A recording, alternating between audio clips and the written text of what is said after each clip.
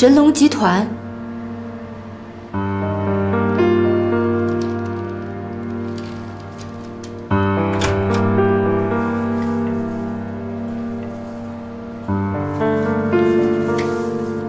刘丽，起来了！你看，我给你买了你最爱吃的八宝粥，还有小笼包，来，快吃。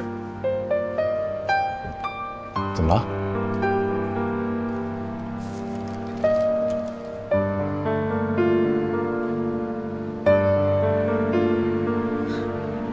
刘丽，你要换工作了？我要去神龙集团工作，我们俩算了吧。你说什么呢？不就换工作吗？跟我们俩有什么关系？这样啊，你先吃，我改天再来看你。傅博雅，你再也别来了，我们之间不可能了。你们得抓紧点时间啊！一会儿老夫人就得起来了，你们去把那个粥。少夫人，你的头发好看吗？好看。你们是不是在准备做早餐了？是啊。今天我想来做早餐，你能不能帮我啊？这不大好吧？有什么不好的？快走，告诉我原材料都在哪儿。快！你实话告诉我，我到底哪儿不好？你哪儿都好。那为什么？为什么你还要离开我？琉璃，我有哪儿做的不对了？我可以去改。你到底想要什么？我想要的，你给不了。我能给，我能给，我会努力，我什么都能给你，我会努力。行了，别说了。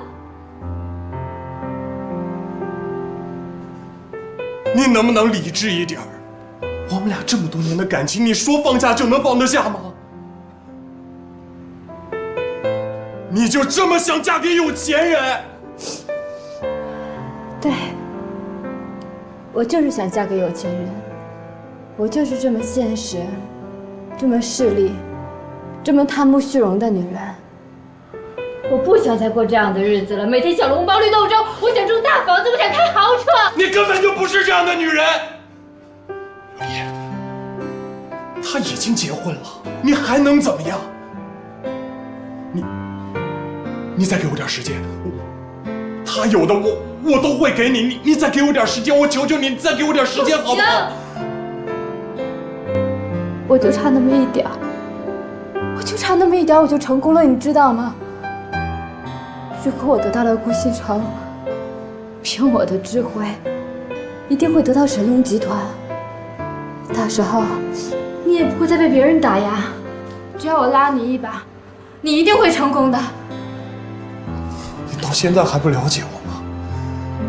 我傅博雅不会靠女人，我不会靠女人得到成功，那样我不如去死。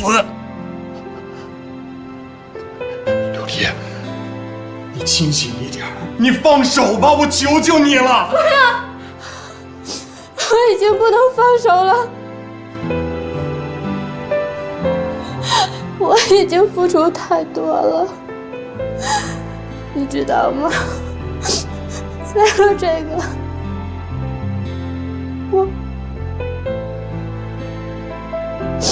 我打掉了我的孩子，我们的孩子，我们的孩子。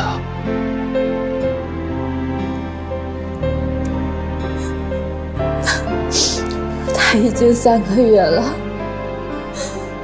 却被我打掉了。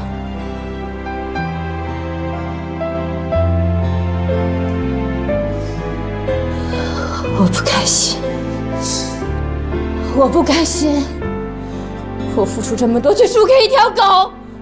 我不甘心，我不甘心，我要成功，我一定会成功的。